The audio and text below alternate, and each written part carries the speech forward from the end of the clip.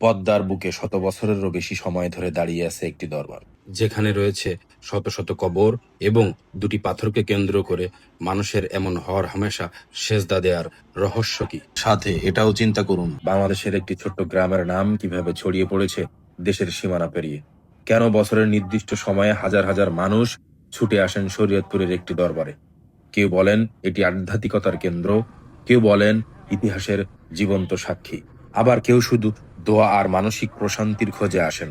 কিন্তু এই দরবারের ইতিহাস কোথা থেকে শুরু? কে ছিলেন বাবেজান? তিনি কি শুধু একজন সুফি সাধক ছিলেন, নাকি একজন সমাজ সংস্কারকও? সাথে বর্তমান সময়ে এই দরবারে কি কোনো রকম ইসলাম বিরোধী কুফরি কার্যক্রম পরিচালিত হয়? চলুন আজ আমরা এই ঘুরে দেখি শরীয়তপুরের সুরেশ্বর দরবার শরীফ। আজকের যাত্রা শুরু হয়েছে শরীয়তপুরের উদ্দেশ্যে। পদ্মার পাড় ধরে এগিয়ে যেতে যেতে চারপাশের প্রকৃতি যেন ধীরে ধীরে বদলে যেতে থাকে।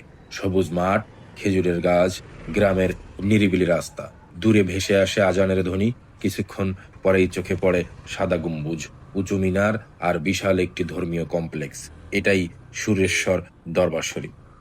প্রথম দর্শনেই বোঝা যায় এটি শুধু একটি মাজার নয়, এটি একটি ইতিহাস, এটি একটি ঐতিহ্য, এটি একটি অনুভূতি। বাংলাদেশে ইসলাম প্রচারের ক্ষেত্রে অসংখ্য আউলিয়া, বুজুর্গ এবং সুফি সাধকের অবদান রয়েছে।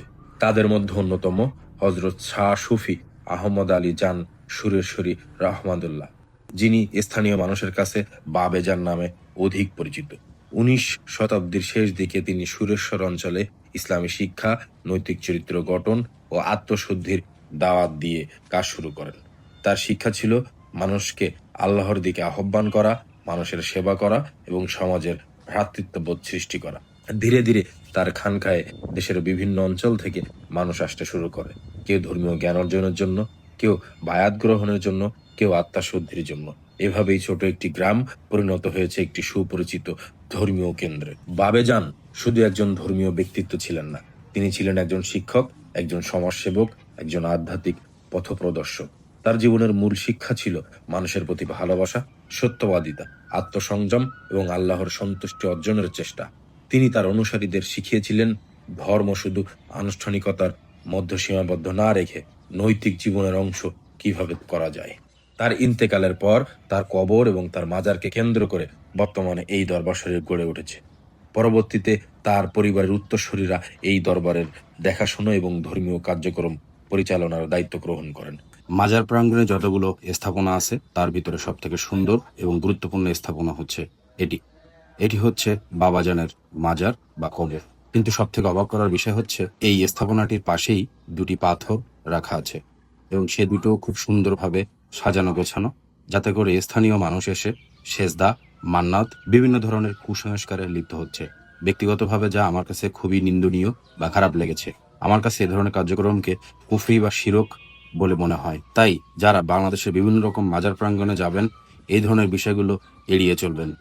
সারা বছরই মানুষ এখানে আসেন, তবে বিশেষ কিছু সময়ে এই পুরো এলাকা লাখো মানুষের পদচারণায় মুখর হয়ে ওঠে। বছরের বেশিরভাগ সময় সুরেশ্বর দরবার থাকে শান্ত নিরিবিলি পরিবেশ, কিন্তু ওরস শরীফের সময় এর চিত্র সম্পূর্ণ বদলে যায়। ভোরের আলো ফুটতেই দেশের বিভিন্ন প্রান্ত থেকে, শিশু থেকে বৃদ্ধ, সব বয়সের মানুষের উপস্থিতিতে পুরো এলাকা যেন এক বিশাল ধর্মীয় মিলনায়তনে পরিণত হয়। তখন দরবার ঘিরে অস্থায়ীভাবে বসে ছোট বড় অসংখ্য দোকান, যা একটা মেলার পরিবেশ সৃষ্টি করে।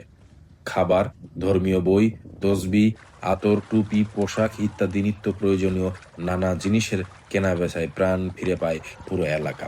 নদীর শান্ত ঢেউ যেন মনে করিয়ে দেয় সময় বদলায়, মানুষ বদলায়, কিন্তু ইতিহাসের কিছু স্মৃতি কখনো হারিয়ে যায় না। বাংলাদেশের ইতিহাসে পদ্মা নদী শুধু একটি নদীর নাম নয়, এটি একটি সভ্যতার ধারক। সুরেশ্বর দরবারও গড়ে উঠেছে পদ্মার আশীর্বাদপুষ্ট জনপদে। শতাব্দীর পর শতাব্দী ধরে নদীপথে দূর দূরান্তের মানুষ এই দরবারে আসেন। আজও নদী এই অঞ্চলের মানুষের জীবন, সংস্কৃতি, ধর্মীয় ঐতিহ্যের অবিচ্ছেদ্য অংশ।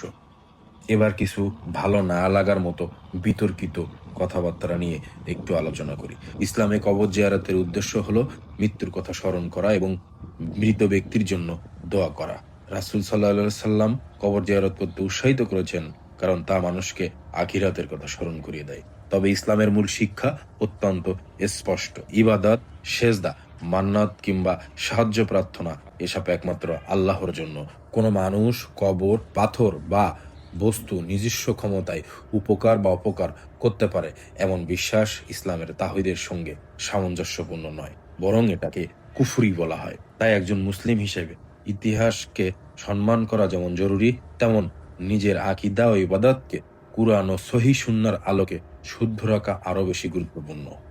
প্রতিটি ঐতিহাসিক স্থানের একটি গল্প থাকে।